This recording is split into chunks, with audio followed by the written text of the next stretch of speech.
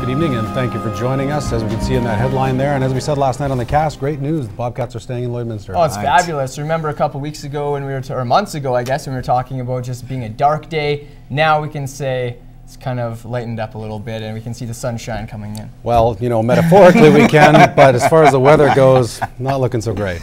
No, it's looking gray. Honestly, it's been like that all day. Let's see what we're dealing with. The 0 Celsius is where we're at. We actually got to a +1 at 2 o'clock this afternoon, but the wind chills from last evening and the day before have stayed with us, gusting strong anywhere from 46 to 65 kilometers an hour. East-southeast they are. The wind chill at -8. What are we looking for later on? There is some precipitation in the mix. There's actually a snowfall warning out for the Lakeland region and environs, Cold Lake, Lac La Biche, and the Battlefords once again enjoying the better of the sunshine, and they are at +4.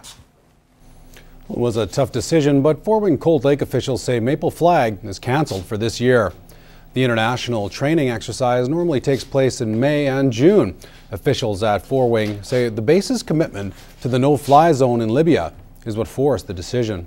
It would be extremely difficult in this instance to support the exercise to the necessary level that we like to guarantee, and while at the same time conducting operations at home and abroad. Sinclair says the air show will still be held with some slight modifications. In September, Lloydminster resident Jenna Benoit and her boyfriend Patrick Lee ventured out on a backpacking trip to Australia and New Zealand. And it was there where they found themselves caught in the midst of utter chaos when an earthquake shook the city of Christchurch to its core. Both survived what's been described as the country's deadliest natural disaster in 80 years. Benoit has since returned home, and Jack Haskins had the chance to sit down with Jenna and her father. The destruction is almost unimaginable. 166 dead and hundreds more injured. Amongst them were local area residents Jenna Benoit and Patrick Lee. I remember being near the beginning of that, and there was kind of a metal fence sort of thing, and then the ground started shaking, and that's all I remember. Benoit and Lee were rescued from the rubble and taken to a nearby hospital by local residents. Jenna suffered a broken foot and lacerated liver, amongst other injuries. Fractured collarbone, the cuts on my head and my eye, and loss of vision in my left eye. Back in Lloydminster, Jenna's family caught wind of the disaster happening in Christchurch. We thought, well, we better try to touch base with Jenna. She had a cell phone that with her, so we thought, well, we'll just give her a call. So we did that, and there was no answer. Not hearing from his daughter in the wake of the carnage left Chris feeling powerless. When he arrived in New Zealand and finally saw Jenna, he was relieved.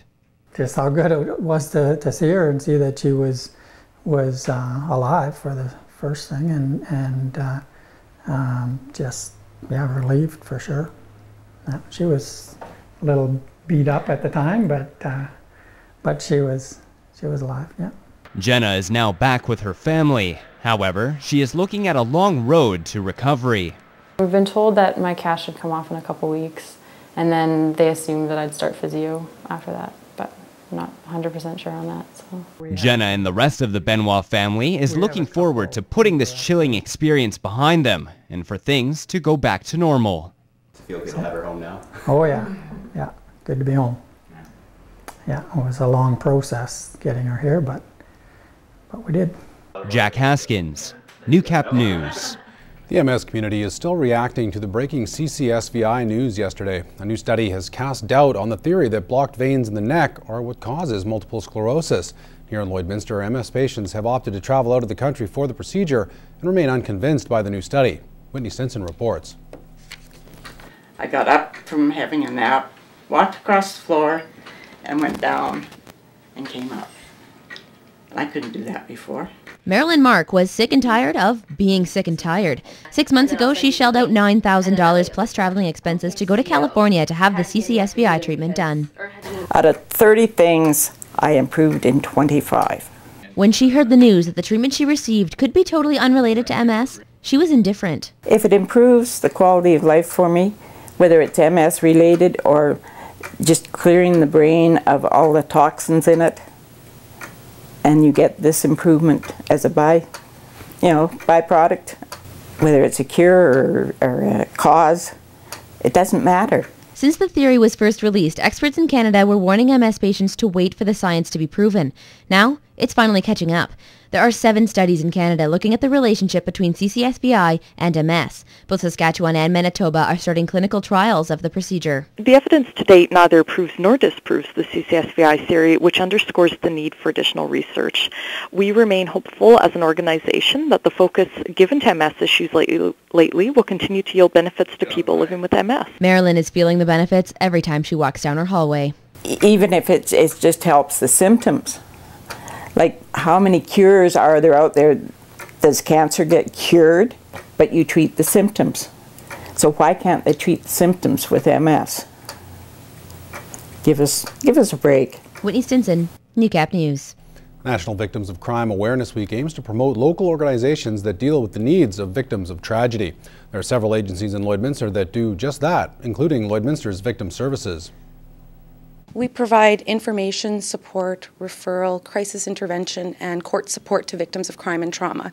So we may be called to the initial scene, or we may get a referral after the fact. I would say Angela. Albert adds that it's important to know that Victim Services always accepts personal referrals as well, even if the person may have refused help initially. For whatever reason, somebody declined our services initially because they weren't really sure what we did, or just thought that they could maybe manage it on their own, and then have decided, maybe I would like some extra support here, or I have some questions. They're more than welcome to call our office at any time, and we'd be happy to help. Those affected by crime can also seek help from the Sexual Assault Centre, the Men's Shelter, as well as the Interval Home.